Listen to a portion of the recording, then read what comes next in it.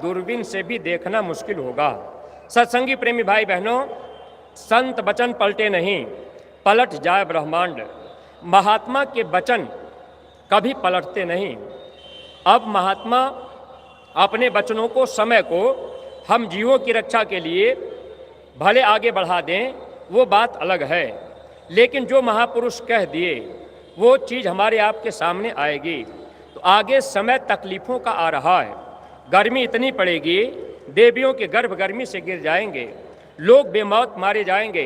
तो समय और वक्त खराब आ रहा।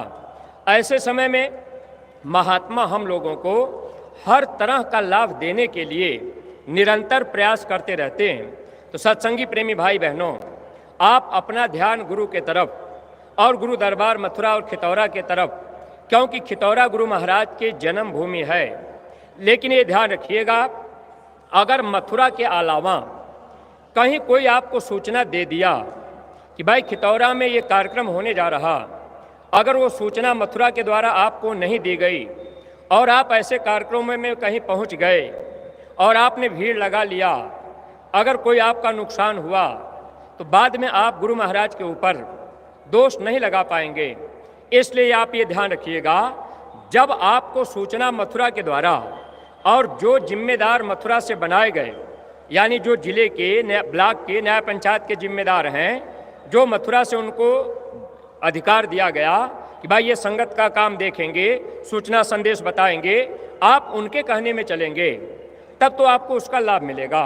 अगर कोई आपको पर्चा बांट दिया, कोई आपसे कह दिया कि भाई ये खितौरा में कार्यक्रम होगा, नवंबर के महीने में होगा, भारी संख्या में पहुंचिएगा, अब आपने विचार नहीं किया, वो संदेश कौन दिया, ऐसे लोग हवा फैला दिए। अब आप भोले भाले सत्संगी, अब आप सोच लिए कि चलो भाई वहाँ चलते हैं। अब ऐसा काम लोग अगर आपके बीच कर देंगे, आप नहीं समझेंगे, तो नुकसान हो जाएगा। तो जब आपको आदेश मथुरा के द्वारा दिया जाए, आप उसको मानेंगे तो आपको लाभ मिलेगा। क्योंकि स्वामी जी महाराज ने पहले ये कहा है कि आगे बहुत से नकली जय गुरुदेव बनेंगे, जगह जगह लोग नकल करके बैठ जाएंगे, प्रेमियों को भ्रमित कर देंगे।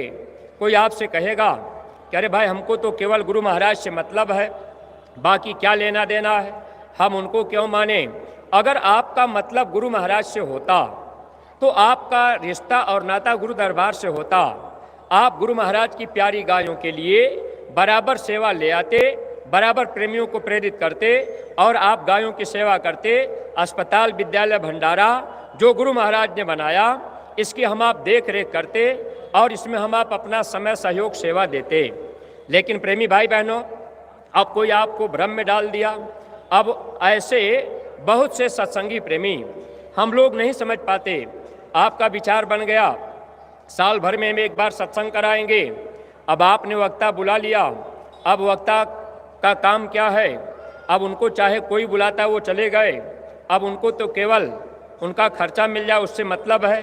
अब वो न तो आपको मथुरा की बात बताएंगे, न तो महाराज जी की कोई बात बताएंगे, न तो प्यारी गायों के विषय में बताएंगे, न तो अस्पताल, विद्यालय के विषय में बताएंगे।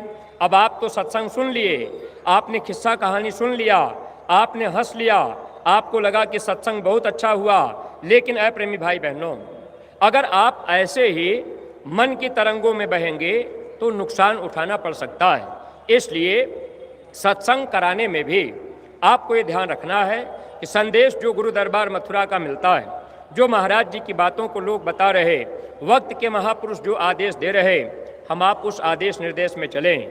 और सत्संगी प्रेमी भाई बहनों, अपने अपने बच्चों को हम लोग युवा संगठन में जोड़ने का प्रयास करें। देखिए, युवा संगठन का निर्माण पूज्य महाराज जी ने किया। हमारे आपके घर के बच्चे जब युवा संगठन में जुड़ेंगे, बच्चों का मन बच्चों में लगेगा।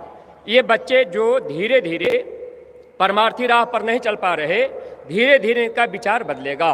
आते जाते, देखते ताकते दर्शन करेंगे, कभी सत्संग सुनेंगे और कोई न कोई दया दुआ उनको कहीं से मिलती रहेगी, उनका आना जाना होता रहेगा। तो धीरे धीरे हम लोगों के घर परिवार के बच्चे इस राह पर अगर चलने लगेंगे, अगर उनका विचार कहीं बुराइयों की तरफ जाता होगा तब भी उनका बचाव हो जाएगा। और प्रेमी भाई बहनों, अगर हम आप अपने अपने बच्चों को नहीं संभाल पाए, बच्चों को सत्संग में हम आप नहीं ला पाए,